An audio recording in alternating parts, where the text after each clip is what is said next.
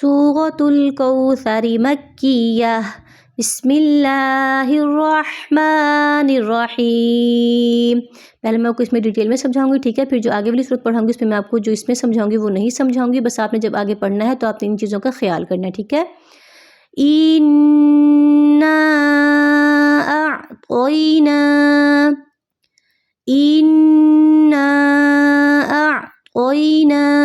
آپ نے کیا دیکھنا ہے؟ آپ نے اگر دیکھنا ہے کہ نون کے اوپر تشدید آ رہی ہو، ٹھیک ہے، شد آ رہی ہو، تو آپ نے یہاں پہ غنہ کرنا ہے، ٹھیک ہے۔ دوسرا آپ نے دیکھنا ہے، جیسے یہاں پہ ہم نے نا کو لمبا کیا ہے کیونکہ اس کے اوپر مد ہے، ہم نے اس کو لمبا کرنا ہے، ٹھیک ہے۔ اگر اس کے اوپر مد نہ بھی ہوتی، ہم نے یہ دیکھنا تھا کہ الف سے پہلے کسی حرف کے اوپر اگر زبر ہوگی ہم اس کو تھوڑا سا لمبا کریں گے کیونکہ حروف مدہ مدولین کی حرکت ہے، آپ نے اس کو تھوڑا سا لمبا کرنا ہے، ٹھیک ہے۔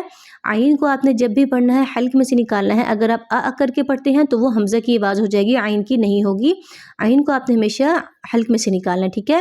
دوسرا آپ نے طوئی کر کے پڑھنا ہے تاکہ تا اور طا کی آواز میں آپ فرق کر سکیں۔ اگر آپ تئی کر کے پڑھتے ہیں تو وہ تا کی آواز ہوگی، اگر آپ طوئی کر کے پڑھتے ہیں تو وہ طا کی آواز ہوگی، اس کا آپ نے خیال کرنا ہے، ٹھیک ہے۔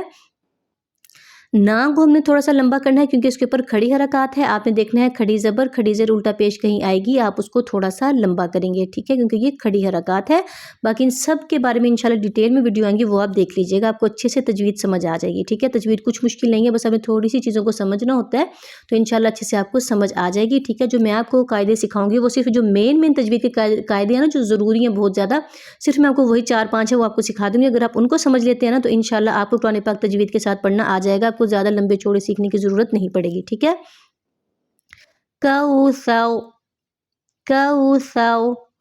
سر، اب یہاں پہ آپ نے کیا دیکھنا ہے کہ سا کو آپ نے نرمی کے ساتھ پڑھنا ہے، ٹھیک ہے، تاکہ سا سین اور صاد کی آواز میں آپ فرق کرنا سیکھ لیں، ٹھیک ہے۔ اِنَّا أَعْطَيْنَاكَ الْكَوْثَرَ فَصَلِّ لِرَبِّكَ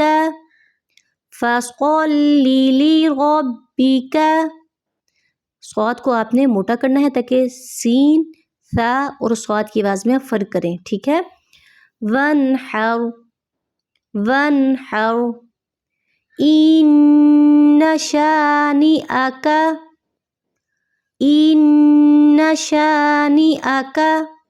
هُوَ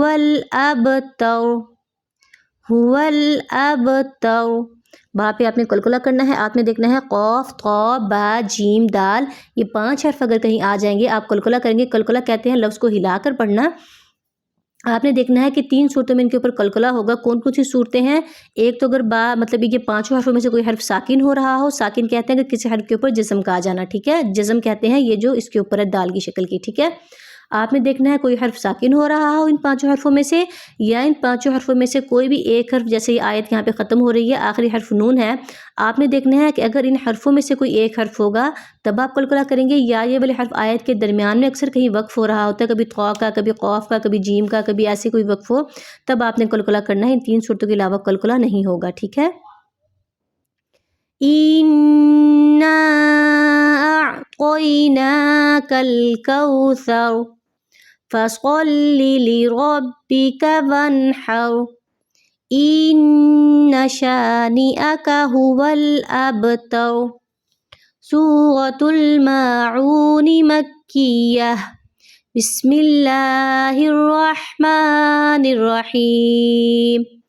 أَرَأَيْتَ الَّذِي يُكَذِّبُ بِالدِّينِ فَذَلِكَ الَّذِي يَدُعُّ الْيَتِيمَ وَلَا يَحُضُّ عَلَى طَعَامِ الْمِسْكِينِ فَوَيْلٌ لِلْمُصَلِّينَ الَّذِينَ هُمْ عَنْ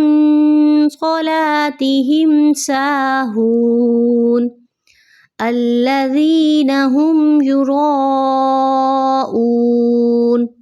وَيَمْنَعُونَ الْمَاعُونَ